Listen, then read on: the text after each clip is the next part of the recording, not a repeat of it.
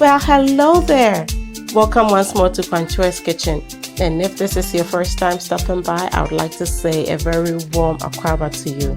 It's only 8 days to Thanksgiving, and I'm here to share with you an amazingly delicious, moist, so flavorful, very good to the bone turkey recipe. I really hope you try this recipe. You will love it, and your guests, they will love it. They'll be coming for seconds and thirds and fourths, and by the time they go, you will be hailed the hostess with the mostest. So come along with me. Let's make this big bird the best that it can be.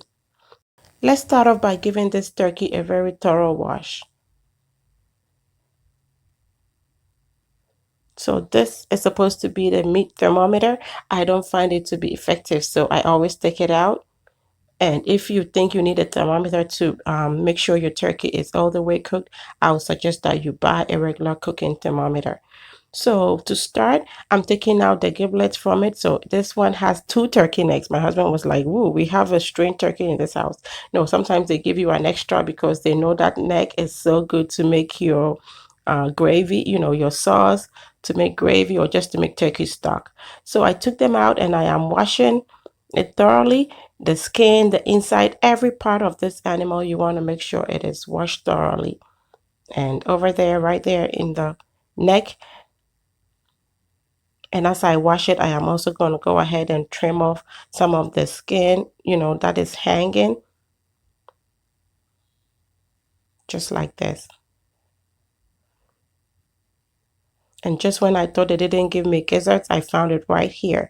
So that together with the next is going to make me turkey stock that is so good. And it's also good to make your gravy with. So I'm just trimming off the excess, but that skin around the neck, like this one that I'm pulling right there, don't trim it off. They leave it there for a purpose. That is for you to make sure your bird looks completely covered. No part of it is showing and looks even more beautiful when you put it on the table. So I'm done washing this turkey now, and I'm going to go ahead and place it on a rack for it to drain some of the juices. So I set a rack over a dish, and I'm just going to set it on here like this for it to drain some of the juices, and I'll go ahead and prep my marinade whilst it dries off. So for my marinade, I have some garlic, some ginger, 1 stick of butter. This is onion powder, black pepper. I also have here some rosemary, some thyme, sage, oregano, and 2 lemons.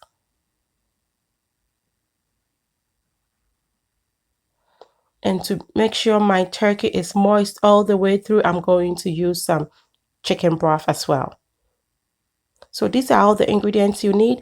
And to start, I zest off my lemon. I'm just going to go ahead and zest one of the lemons.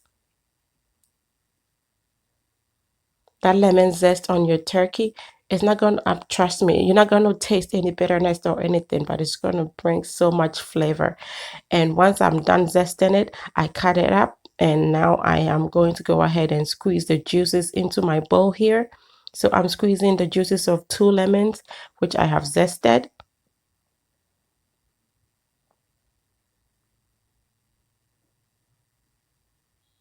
And now I'm going to go ahead and grate my ginger. I like the taste of fresh ginger in most of my fresh meat. So to me, it adds a bonus, and it's also going to bring just a little bit of heat, to the turkey, so the meat is not just too flat or bland. So now we're going to go ahead and pulse our herbs and garlic in the food processor just to chop it. And so this is my sage. I am just trying to pull the leaves of the sprig or branch. And now that I'm done with that, this is now my oregano. So I'm just going to go ahead and pull every one of them from the sprigs or the branch. And once all of that is done, I'll just pass it through the food processor. I'm just mentioning the names just so you're familiar with them. So this is lemon thyme right here. And for all of these, of course, you could use the dry ones if it's hard for you to find the fresh. But if you can find the fresh ones, then definitely go ahead and use the fresh. So these are rosemary from my garden. Like that is like a bush right now. And so as you can see that I have in excess. but I'm just going to use 2 sprigs of that because it's so strong. And so I'm just going to go ahead and pulse this through the food processor just like this. It's just going to chop it. You won't have it well blended, but that is how you want it for your lemon butter uh, marinade or seasoning. So here I have it all done, and now I'm just transferring it into the bowl with the ginger and lemon zest and juice. And so I'm going to go ahead and mix all of this together.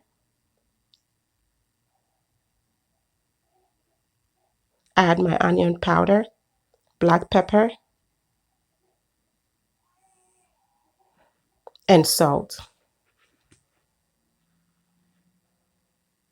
So I'm going to mix this thoroughly, and then I'll add in my um, butter, which I have melted. So I'm using melted butter. Some people like to use the whole butter unmelted, but I find melted butter to be more efficient. It spreads easily, and I'm able to apply it to every part of the turkey.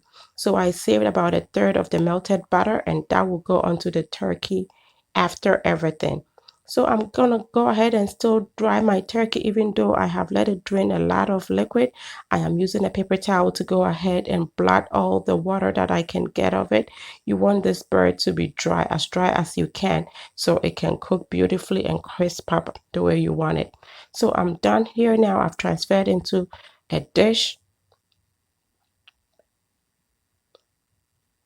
and I still think I have a little moisture, so I'm just going to go ahead and dry it off a little bit. I dry the outside as well as the inside of this bird. And now I'm going to show you how I get my marinade to sit underneath the skin of the bird to ensure you it is juicy and flavorful. So I'm just going to go ahead and run my hand underneath the skin like that. And as I go wherever there are any connective tissue, I'm just trying to pull them apart. So I'm trying to separate the skin from the meat itself, just like I'm doing. You have to do this very gently, gradually. Don't tug too much if it's not going through. Just try and reach the parts that can, because you want that skin intact on your bird for it to look beautiful. Ripping it is not going to be any good for us.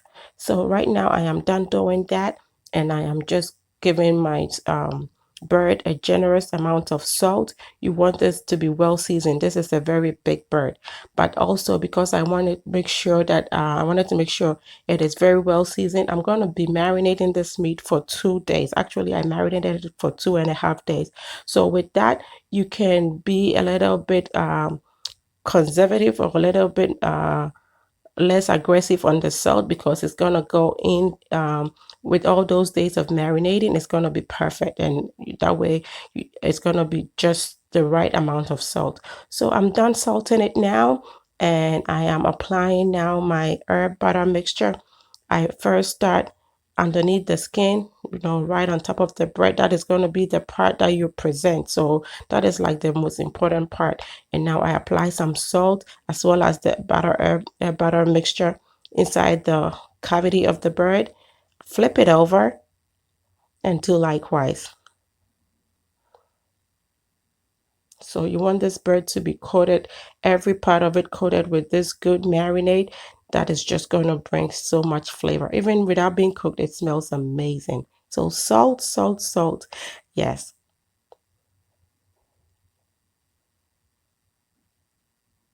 This is actually an 18-pound turkey. And most people will say don't buy anything above 14 pounds to ensure that, it cooks perfectly. But this is big, but it's going to cook just well, because it's going to be so well seasoned and very well marinated. And so look, I'm applying it into the area around the skin and every part of it. Yes, I know this is a lengthy video, but I want to make sure you get every part of this tutorial so you really know what you're doing with your bird. And now I open the skin around the thigh, you see, and I am sticking some in there too. And then I'll rub it down so it goes all the way down to the thigh. And I'm going to go ahead and do the same to the other side. This bird, trust me, it has no choice but to come out delicious, flavorful, and just perfect. Perfect. I'm giving it all the love, the special treatment that it deserves to come out, you know, not being a disappointment. So now that I'm done with all the seasoning, I'm just going to go ahead and apply the rest of the melted butter onto my bird just like this. And this is going to help to give you a little bit of gloss and shine when it's well cooked.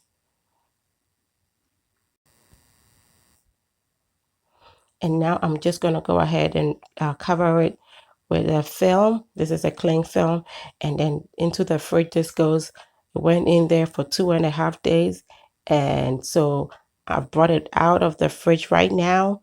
And it's time to go in the oven. But before it goes in the oven, we have a few things to do to it. I have my baking pan here. I love this pan. It has really served me well. And now I set the rack into it. It comes with a rack, so you can just lift the turkey when it's done. So I've placed my turkey on it, and here I am applying. I'm going to insert into the cavity one large onion cut up, and as well as a lemon. And these are going to ensure that your turkey comes out juicy. I never cook my stuffing in my turkey. I love stuffing, but I always like to make it on the side. And then once I have put those in, I'm going to go ahead and tie the legs. Please tie the legs. A few people can bake a turkey without tying the legs for it to look good, but most of the time it looks unsightly. So please tie those legs. So I'm just using a baker's twine. I've cut a piece of baker's twine, and I am just trying to tie it as best as I can. There are so many techniques. People tie it so beautifully, but this is how I can do it.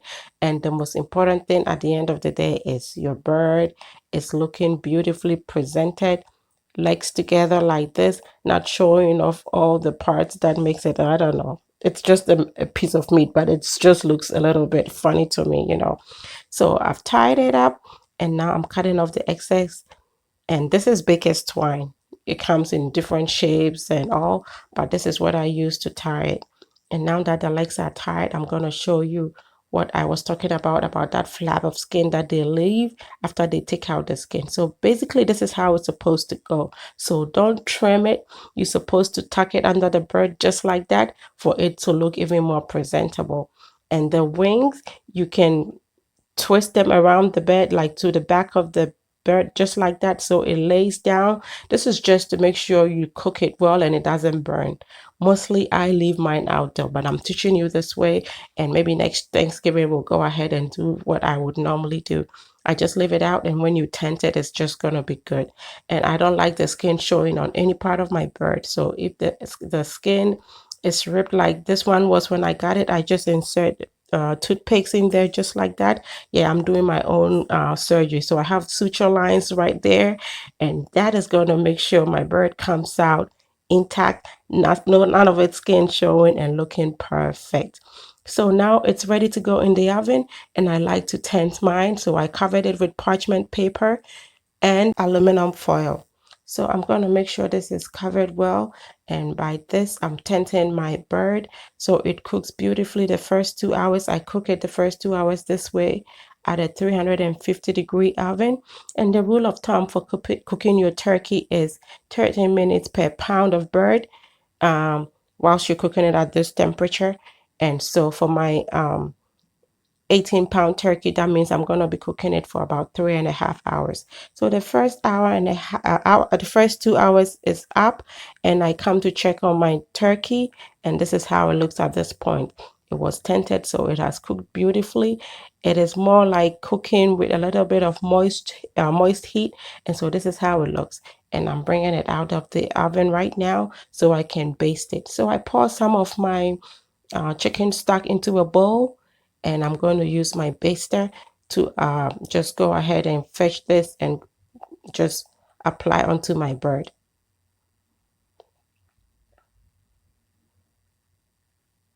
So the baster ensures that you get the stock onto the bird, like every part of the birds get a little bit of moisture, and this is very helpful so your bird does not come out dry. So right after here, when I put it into the oven, I'm going to be doing this like every 30 to 45 minutes of the cook time. I'm just going to go ahead and apply more chicken stock to my bird. I actually finished up the whole carton of meat by the time I was done cooking this.